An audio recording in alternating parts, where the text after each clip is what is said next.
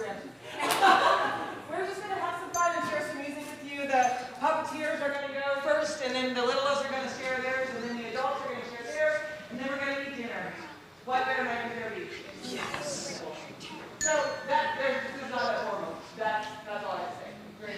Nicole, it is. You're just following me. Come on. Right? I'm just going to take a moment and embarrass these awesome teenagers. This is the third year. Okay, that's good. Looks pretty. This is the third year that we have done Project Christmas with these. Don't keep coming towards me. These 5 young people: James Dowling, Noah Plum, Erica Cook, Ella Morrison, and Liz Winterhalter have been the puppets for Project Christmas for the last 3 years. And there's a lot of other things teenagers could do on a Thursday, Friday, and Saturday night. And I'm very proud of all of y'all. It's kind of sad because now they're going to be promoted to the Nativity next year. But we just want to share a little clip of what we did this week. And just want to thank them again. Y'all are great kids.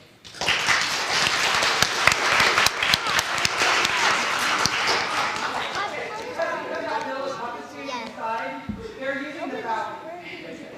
So you may want to spin, well, they'll spin up as a walking stick, but if you could like turn.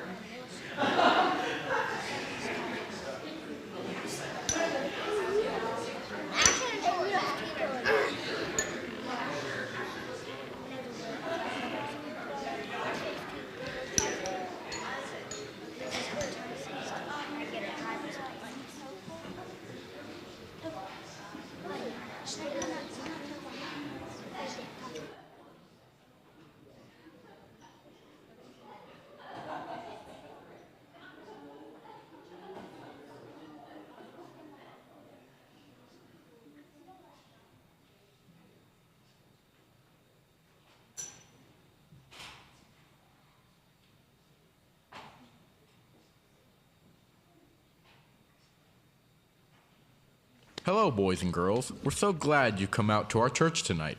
My Sunday school class here is going to help me as we tell you the true story of Christmas. Oh man, Mr. Murray, I know this one. I can tell you the story of Christmas. Well, all right, Susie, why don't you give it a try? Long ago, in a faraway land, there was a beautiful queen, and she has the power to turn everything into ice. She was afraid to go out and play, and so she just spent every day cooped up in her castle. It was always winter, but never Christmas. Susie, I think you're confusing your stories. Yeah, Susie, this is Christmas. You know, Christmas. With the little green man who steals everybody's presents. I thought Christmas was the one with the elf that moves when you're not looking. You guys are all wrong. I can tell you all you need to know about Christmas in 2 words. Opening presents. You know, kids, there are a lot of different Christmas traditions out there, but none of those are exactly what we're looking for. I've got some other friends here with me tonight who are going to sing, and maybe they'll help you remember why we celebrate Christmas every year.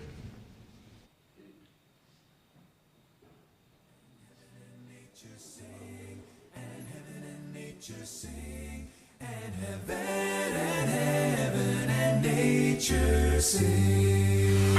Joy to the world, the Lord is come.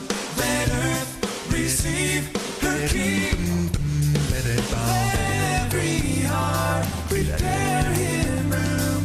And heaven and nature sing. And heaven and nature sing.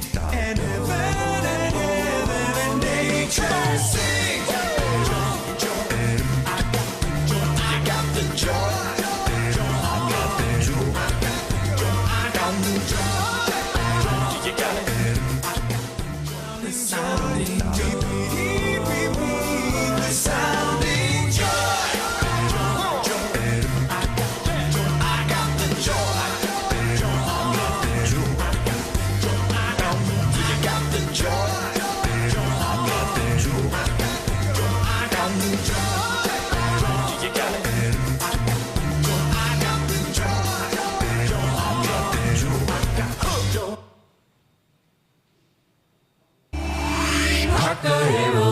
Sing. Hark the herald, hark the herald, hark the herald angels sing. Oh, hark the herald.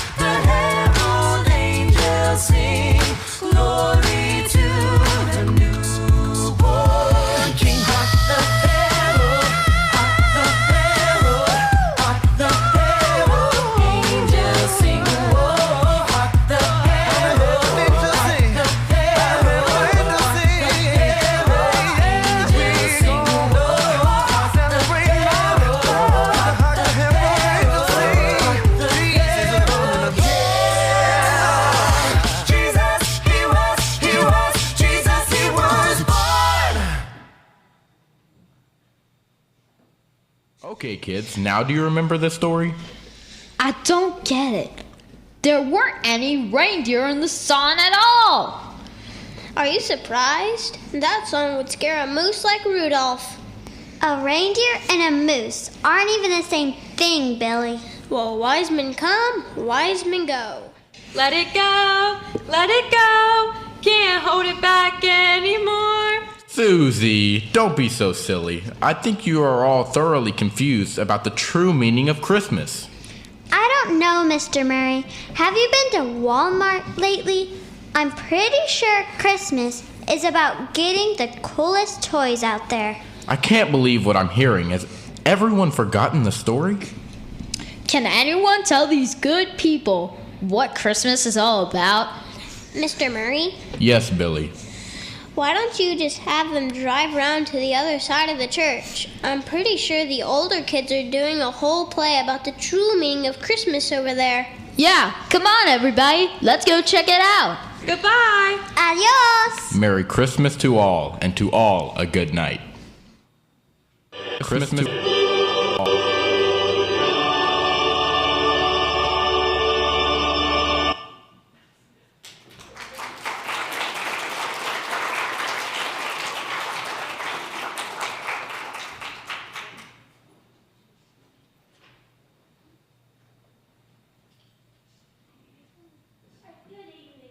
We have had such fun on Sunday evenings and at Project Christmas singing and playing bells with your children.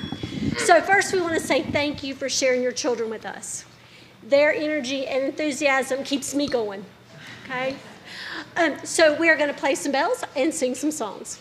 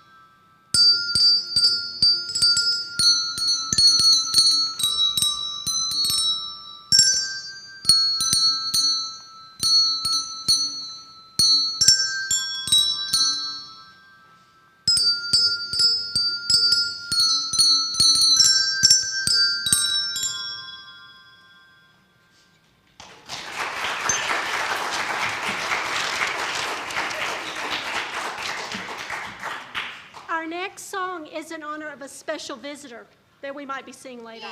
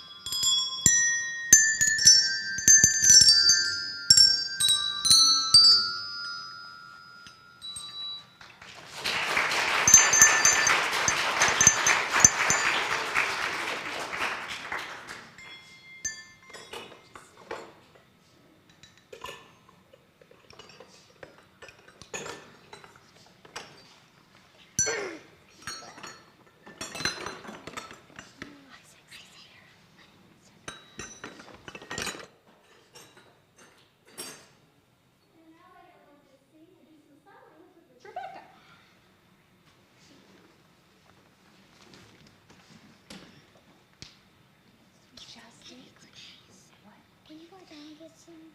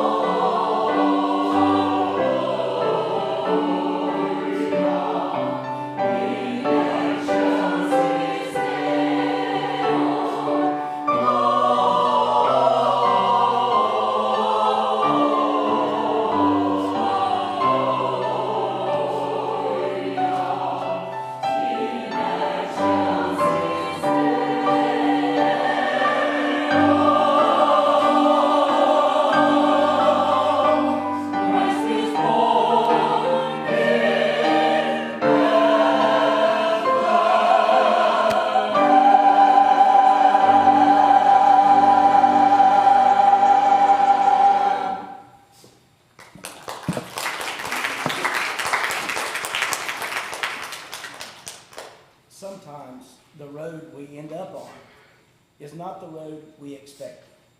Of all the places in all the world, no one expected to be on the road to Bethlehem.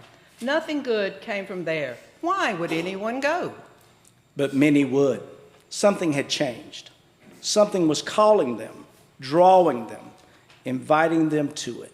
Because suddenly, the road that led to Bethlehem was the road that led to God.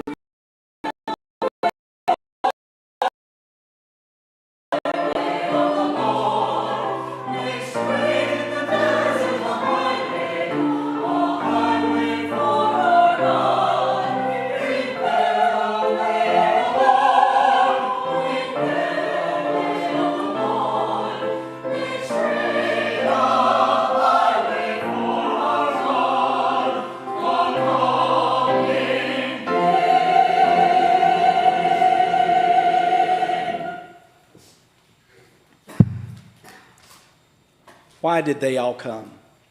Why travel all that way? Who in the dark of the night or loneliness of grief hasn't hoped for a light that is lasting?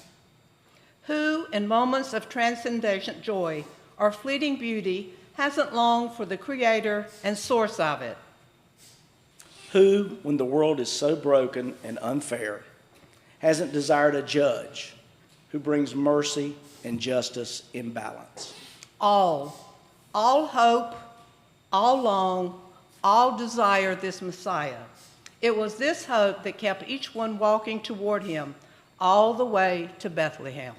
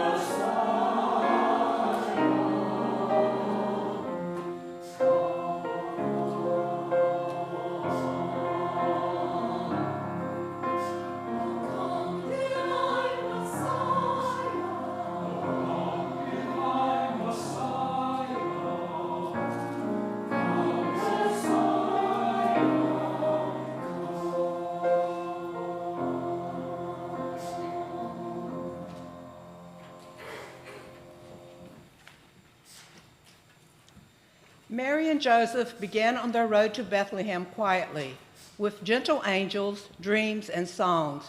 The vision was beautiful, but the road was long. How easy it would have been for God to deliver this small family on angel wings or clouds, and yet here they were on a dusty road, step after step, faithfully plodding. Perhaps as she went, Mary sang the song she had composed for the child.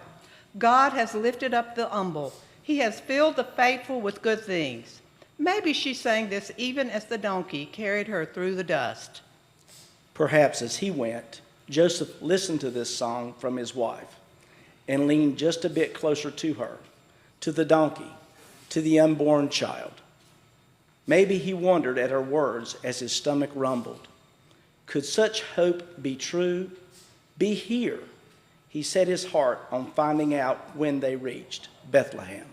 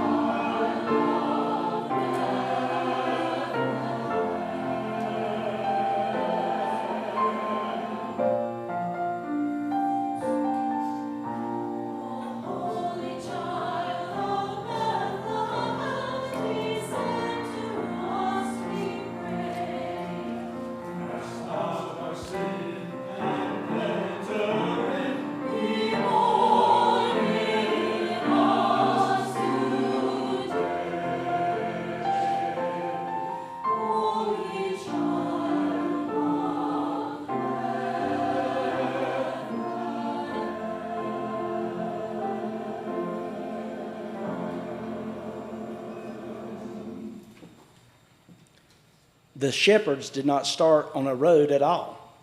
They stood on sheep paths in the soft grass that night. They listened to the familiar, small sleeping noises of their flock. They gazed up with tired eyes at familiar stars. And then suddenly, something new appeared in the sky. Then they were wide awake. An angel, a promise. Today in Bethlehem, a child has been born to you. He is the Messiah, the Lord. Angel choruses appeared, singing, "Glory!" And then the sky was dark and familiar again, but nothing was the same. They gathered together to discuss what they had seen, but the discussion did not last long. If it were true God had come to them, what could they do now but go to him? They left their sheep. They found the path. They started their walk to Bethlehem.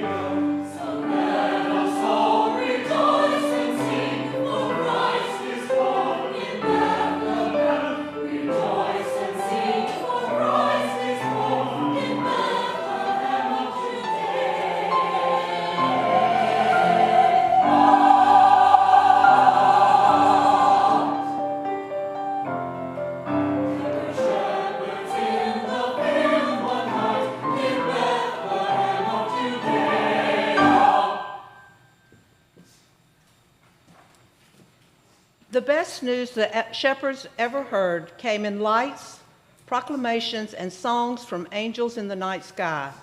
This is what started them down the road, but it was not just the journey that changed them. It was the person at the end of it. As they walked toward this promised king, they may have discussed what it would take to get a chance to see him. Would they be permitted? They knew they weren't a well-respected group. Would they be turned away? What a surprise to find what they found. A scene they could easily enter and knew much about. There was no guard at the door, just a few sheep, which made them laugh. Oh, this is not a normal king. This is a king for us. In the quiet, in the stillness, there among the hay. They held and beheld him, Jesus. The endless God made himself small enough to hold. How could it be? And yet it was here in Bethlehem.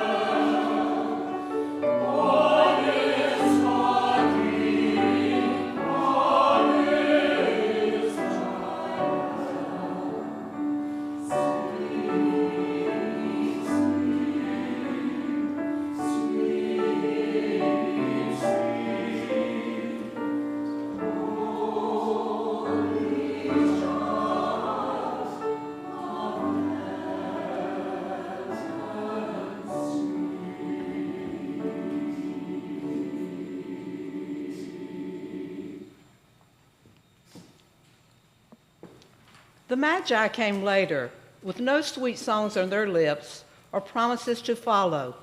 King Herod sent them to find the promised Messiah.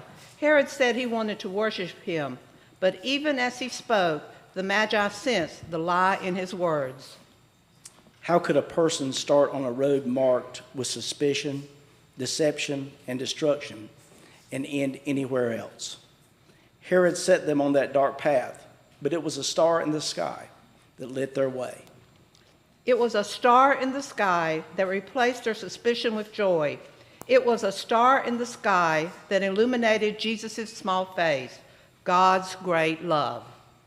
They gave their gifts freely. They knelt at his small feet. They heard the voice of God in his small words. They felt the love of God in his small presence. Having seen and heard, they left Bethlehem. But Bethlehem never left their hearts. Every path leads to God when it is God you are following.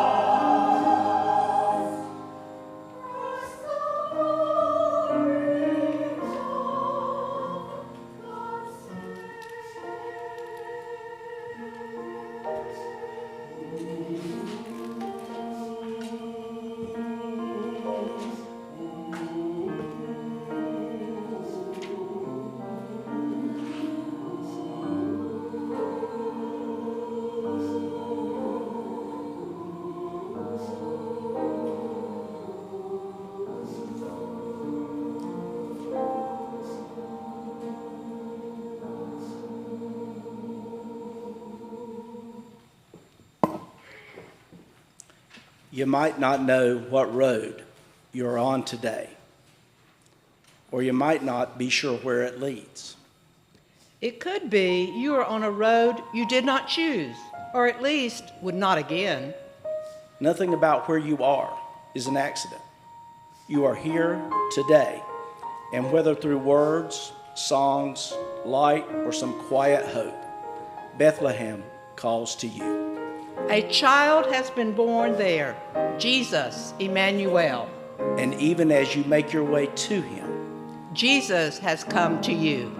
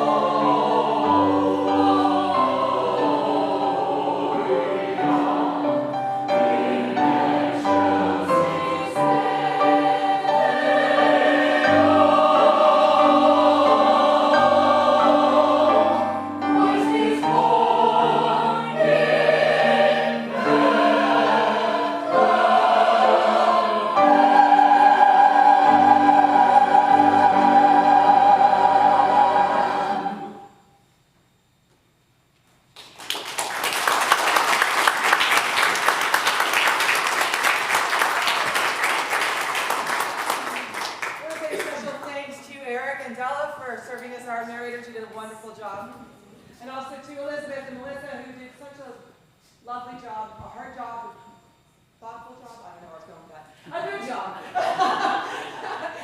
Working with us and getting the musical ready, the presentation ready in time. I do want to remind you, Saturday night is Christmas Eve. It's here.